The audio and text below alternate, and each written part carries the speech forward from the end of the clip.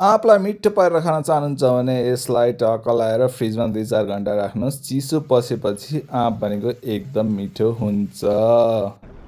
भन्दै आजको भ्लग सुरु गरौँ। आज हामी जाँदैछौँ दोलाल घाट। हामी दुईजना स्कुटरमा सरर जाँदैछौँ। दोलाल घाट जाँदाखेरि चाहिँ खावानेरसम्म चाहिँ राम्रो रहेछ बाटो। अहिले पिच भएर टक्क दामी 4 लेन कि कति लेनको हो। त्यसपछि 2 लेनको हो क्यार 4 लेन है क्या। त्यसपछि भनेको चाहिँ हल्का 3 किलोमिटर चाहिँ एकदम बाटो बिग्रेको रहेछ। धुलो मुलो त्यहाँ बाटो बन्दै रहेछ। अहिले पिच नभएको कारणले गर्दा एकदम धुलो बब्बालै धुलो रहेछ। गाडी नै नदेखिने टाइपको हुँदो रहेछ। जाँदाखेरि त ठिकै भएको थियो, आउँदाखेरि त लगभग गाडी नै नदेखिने जस्तो भएको थियो।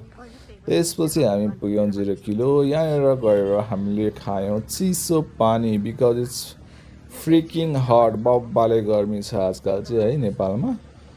अनि त्यसपछि टक्क पानी खाइयो। धुलो धुलो भएको छ हाम्रो चाहिँ। त्यसपछि हामी बिस्तारै अगाडि बढ्यौँ। यो हो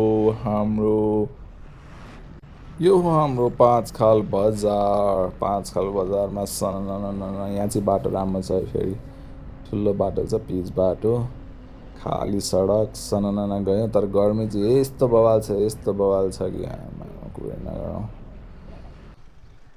त्यसपछि हामी पुग्यौँ दोलाल घाट। यो दोलाल घाटको ब्रिज। यहाँनिर चाहिँ मैले अब भिडियो बनाउनको लागि क्यामेरा माथि राखेको छु। यहाँ बब्बाल दामी देखिन्छ कि भनेर ठिकै राम्रो देखिरहेछ। यहाँ टक्क बगिरहेछ इन्द्रावती। अविरल बग्दछ इन्द्रावती भनेर पहिला हेरिन्थ्यो है। यो चाहिँ यतापट्टिको पानी चाहिँ एकदम सफा रहेछ।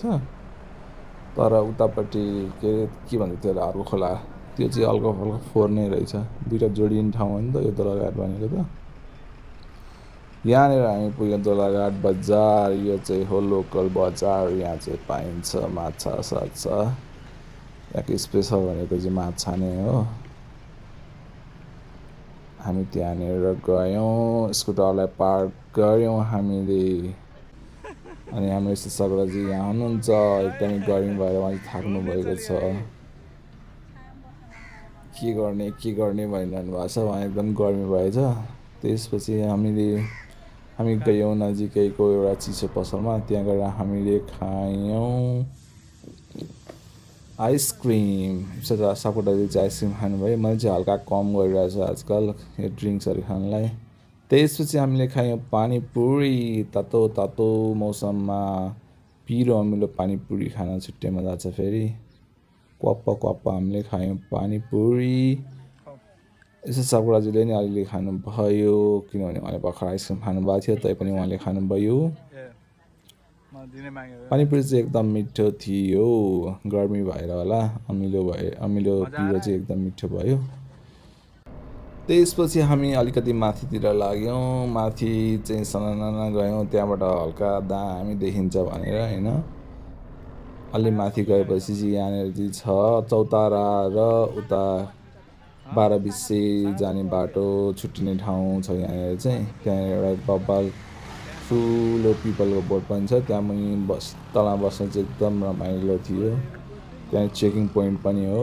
अनि हामीले त्यहाँ बसेर खायौँ चटपट। पिरो अमिलो चटपट खायौँ हामीले बसेर मजाले। चटपट चाहिँ एकदम मिठो थियो। एकछिन बस्यौँ, शीतल ताप्यौँ। त्यसपछि हामी फिर्ता आयौँ दोलाल घाटको हामी पारिपट्टि गयौँ। त्यसपछि पारिपट्टि गएपछि चाहिँ हामी गयौँ खोलाको किनारमा गएर हामी यहाँनिर भिडियोहरू फोटोहरू खिच्यौँ। यहाँनिर ढुङ्गा पनि थियो तर ढुङ्गाहरू चाहिँ अहिले खासै युजमा आउँदो रहेछ। पुरानो टाइपको ढुङ्गाहरू पहिले चाहिँ यसमा बसेर जानु हुन्थ्यो। 100 रुपियाँ कति लिन्थ्यो तारहरू लिन्थ्यो। तर अहिले बर्खा मौसम भएर होला ढुङ्गाहरू खासै युजमा रहन्छ। त्यसपछि एकदम घाम भएको कारणले हामी चाहिँ रुखमुनि बसेर एकछिन छाहारीमा बस्यौँ गफ गर्दै। दिउँसो ठ्याक्कै दिउँसोमा चाहिँ नआउनु होला। अब त दिउँसो त हुने रातिमा साँझो अथवा अर्ली मर्निङमा सनराइज हेर्ने टाइपले। यहाँ चाहिँ राम्रो छ, शान्त। धेरै मान्छेहरू पनि छैन अहिले त गर्मी भएर होला। होइन आज ऊ भयो नि त शनिबार चाहिँ बेसी हुन्छ शुक्रबार शनिबार धेरै हुन्छ होला यहाँनिर हामी चाहिँ आज बिहिबार आएको छौँ अब ठिकै छ धेरै काम गर्मी झुलिङ जाने होइन अब हामी अर्को ठाउँमा जानेछौँ त्यहाँनिर कस्तो राम्रो झुलुङ्गे फुल छ हामी त्यहीँ जान्छौँ बाई बाई एकछिन बसेपछि त्यहाँ इसा साकुरा जिल्लाको बाटोमा झुलिने पुल देख्नुभएको थियो त्यहाँ त जानै पर्छ भन्ने भयो त्यहाँ गएर भिडियो बनाउनु पर्छ भनेर त्यसपछि मैले उहाँको भिडियो बनाएको थिएँ त्यसपछि हामी गयौँ फेरि माछा बजारमा चाहिँ यो सानसानो माछाहरू एकदम मिठो देखिने गरी राखिरहेको हुन्छ बाहिर नै लोकल सपहरूमा खानु होला किनभने यहाँ चाहिँ स्पेसल अचारसहित अनि त्यसपछि सानसानो माछाहरूको पिसहरू बसेर खानलाई एकदम रमाइलो हुन्छ